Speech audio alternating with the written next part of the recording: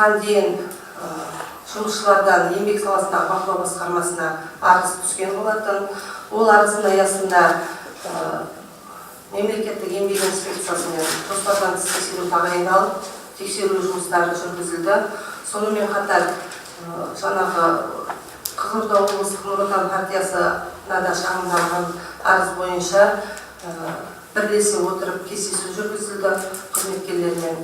Жоспардан тыс тексеру арыздың негізгі түсуіне себеп болған жұмысшылардың негізгі наразылығы компания басшылығы тарапынан жыл сайынғы еңбек демалысының берілмеу мәселесі, оның ақысының кешіктіріп төлеуі және вахталық жұмыстарға уақытылы жібермейді деген уәждерін көрсеткен. Ол бойынша тексеру барысында расында да заң бұзушылық фактылары анықталды. Қазіргі таңда нәтижесімен нұсқама берілді. Қазіргі таңда нұсқама талабы толық орындалып, вахтаға бару кестесі әзірленіп, жұмыс берушімен тиісті шаралар қабылданды. Сонымен қатар арыздың мәтінінде жаңағы кадр бөлімінің басшысы компанияның Игенбергенова Алияға қатысты бірқатар наразылықтары көрсетілген, яғни ол кісіні қызметінен алып тастау, ауыстыру туралы. Ол уәждер бойынша біз тиісті бөлігін қарау үшін арызды ішкі істер басқармасына жолдаған болатынбыз. Қазіргі таңда ол бөлігін ішкі істер басқармасы қаралымында.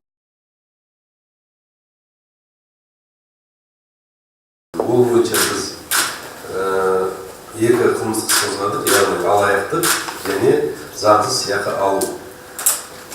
Осы екі қылмыстық іс қазір тергеліп жатыр. Бүгінге дейін себебі 2 ай көлемінде 2 айдан асты. Себебі бұл жерде арызданушылар бірнеше арызданушылар, олар әрқайсысы өздерінің уәждерін айтып отыр. Біз сондықтан қылмыстық іс бойынша толықтырып қамтамасыз ету мақсатында әрбір арызданушылардың уәждерін толық тексеріп, толық тергеу әрекетін жүргізіп, беттестіру әрекеттері бар. Нақтылайтын берген арызданушылардың берген жауаптарын нақтылайтын тергеу бар әрекеттерін жүргізіп, соны түпкілікті шешім қабылдаймыз. Сондықтан бүгінгіде тергеу әрекеті жүріп жатыр.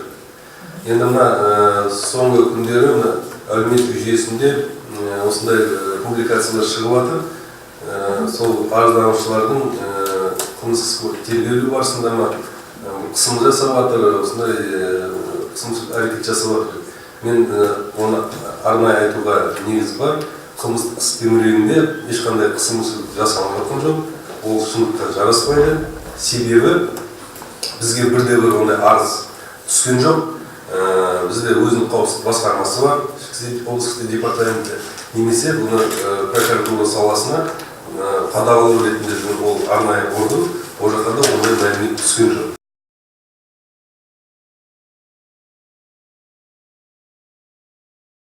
Алтай торг сервис мекемесі 2013 жылдың қаңтар айынан бастап Сибол Қызылорда мекемесінің қызметкерлерін тамақтандырып келе жатыр. Әрине бұның барлығы екі мекеме арасында келісімшарт негізінде. Енді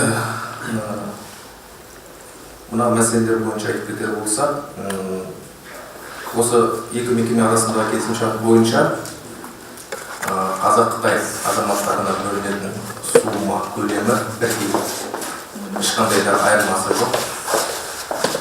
Сонымен қатар осы уақытқа дейін Сибол Қызылорда мекемесі қызметкерлері тарапынан біздің мекемеге тікелей ешқандай шағым болған жоқ осы тамақтану мәселесі бойынша.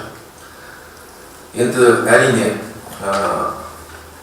Қазақ-Қытай азаматтарының ас мәзірі әртүрлі болатын себебі әр ұлттың өзінің дәстүрлі тағамдары бар. Қытай мемлекеті, Қытай азаматтары мен қазақ азаматтарының тағамдары бір-біріне сәйкес келмегендіктен ас мәзірі әртүрлі болды.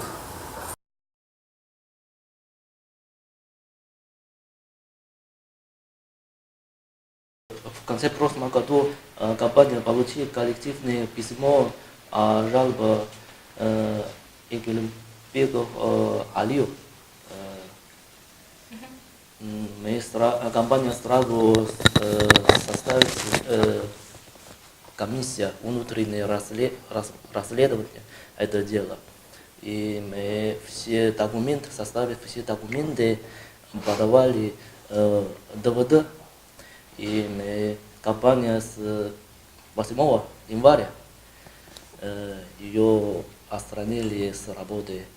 В данный момент она пока не занимается адвокатом работы. Мы за 5 дней уже составили утвержденный график вахты. Потому что раньше у нас 11 буровой установка работает. Теперь из-за падения добычи нефти в Кызылордской области, из-за этого наши объемы работы тоже уменьшили. Много работников сейчас отдыхают.